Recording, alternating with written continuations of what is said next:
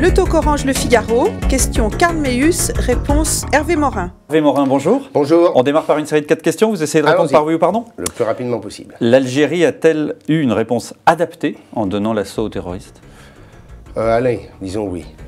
La France est seule à intervenir au Mali, ça veut dire que l'Europe nous a laissé tomber? Ça veut dire que l'Europe n'a pas de conscience. Faut-il revoir le système d'indemnisation des chômeurs? Oui.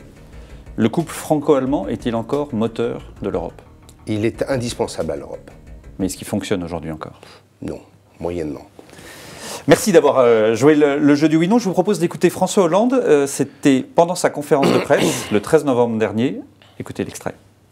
La France et l'Europe feront en sorte de soutenir logistiquement, avec aussi de la formation, cette préparation. Mais en aucun cas, la France n'interviendra elle-même au Mali. Parce que, là encore, ce n'est pas ce que nous voulons faire. C'était le 13 novembre dernier. Depuis, un certain nombre de soldats sont arrivés au Mali et interviennent directement.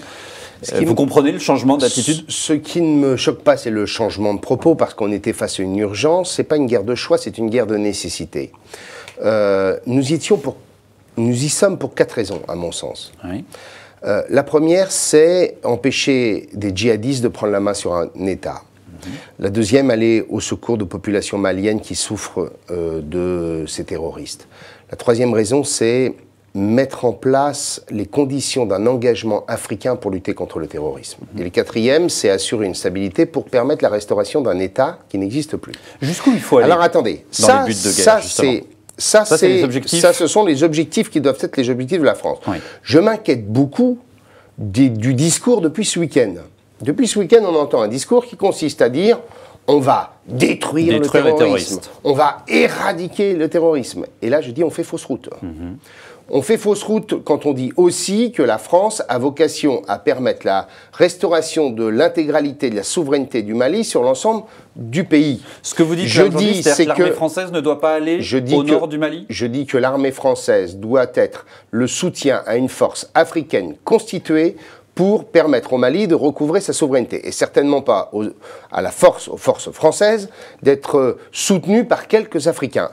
Deuxième chose, c'est un discours qui a tout de même des tonalités afghanes ou bushistes. En clair, on reparle de lutte contre le terrorisme, etc. Comme si les terroristes, qui vont bien entendu être chassés du Mali, ne vont pas revenir avec le jeu des frontières rapidement dans le pays.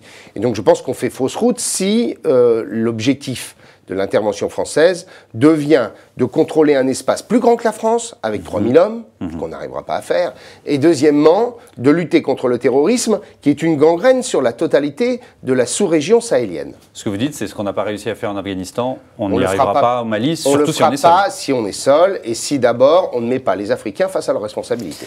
La Cour des comptes, dans son dernier rapport, explique que les politiques de l'emploi ont échoué. En gros, sur les dernières années, 50 milliards ont été déversés dans des emplois aidés, et ça n'a pas réussi à diminuer le chômage. C'est normal, c'est simplement un jeu de vase communicant, très simple. Quand vous avez une offre, il y a en face des demandeurs d'emploi, après l'offre, elle se fait en fonction des aides diverses et variées. Mais le stock reste le même. Oui, mais là, en gros, elle remet quand même en cause un certain nombre de politiques qui ont été décidées sur les emplois aidés et tout ça.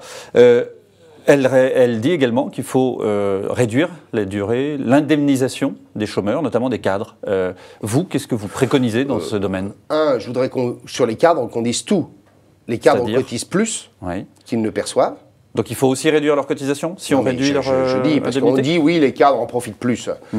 Et ça représente une petite part de la totalité des sommes versées par l'UNEDIC. Donc remettons tout ça dans son cadre. Ce que je crois, c'est que nous n'avons pas un dispositif qui encourage la reprise du travail, qui favorise très clairement une période d'attente. On a des dizaines d'exemples dans nos entourages personnels où, après un licenciement, on n'est pas forcément incité à rechercher un boulot le lendemain. Et d'ailleurs, si vous regardez l'Allemagne, ce qu'on a appelé les lois Hartz, ce sont des dispositifs où très clairement l'indemnisation du chômage est beaucoup plus dégressif que le système français. Et deuxièmement, c'est un système dans lequel il y a un engagement en termes de formation, de tentatives pour retrouver un travail qui n'existe, disons-le, très peu dans notre pays. Il y a un système qui avait été mis en place quand même pendant le quinquennat de Nicolas Sarkozy. Au bout de 2 offres d'emploi, le chômeur devait accepter les autres. Ça n'a jamais été mis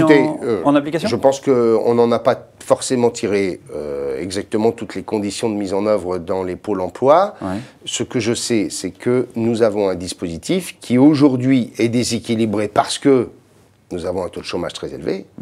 Mais plus globalement, nous avons un dispositif. Donc, le déséquilibre, j'allais dire, il est naturel, parce que nous sommes à un taux de chômage très élevé. Donc, mais plus globalement, la critique qu'on peut faire du système, c'est qu'il ne favorise pas, il n'encourage pas un retour rapide à l'emploi. Un système qui est déséquilibré de manière structurelle aussi, avec les intermittents. Il faut revoir ce système des intermittents. Qu'est-ce que vous en pensez? Il faut intégrer la question des intermittents dans une politique culturelle. Je pense que le régime d'indemnisation du chômage est un des éléments de la politique culturelle française. Le seul problème, c'est qu'il faut le dire aussi, c'est qu'on met chez les intermittents beaucoup de gens qui n'ont rien à voir. La maquilleuse ou le maquilleur d'une société de production qui est considérée comme intermittent du spectacle, ça, il faut mieux le contrôler. Franchement, c'est à revoir. Bernard Kouchner, ancien ministre, votre ancien collègue du gouvernement, explique qu'il a reconnu avoir voté Hollande sans état d'âme. Comment vous réagissez? Vous dites quoi? Ouais, j'ai vu ça. Ça m'a rendu triste. L'UDI, maintenant, est en constitution, les municipales arrivent. Est-ce qu'il faut que l'UDI ait un candidat indépendant de l'UMP dans toutes les villes de France, dans les principales villes? Comment vous voyez les choses? Il faut que l'UDI soit en capacité de proposer une offre politique là où c'est intelligent et utile. Donc, ça veut donc dire en clair un candidat... Ça dépend. Non, je veux dire, bon, d'accord. Moi, je pense que les municipales, c'est quand même d'abord et avant tout des élections locales, et dans lesquelles, bien entendu, l'aspect local est important pour la constitution de la liste et le chef de file de la liste. Je pense par exemple qu'à Paris, Jean-Louis Borloo serait un très bon candidat. Parce que je pense qu'il correspond bien à la sociologie de la ville et je pense qu'il a... Il a envie d'y aller? Vous pensez qu'il a envie? Je n'en sais rien.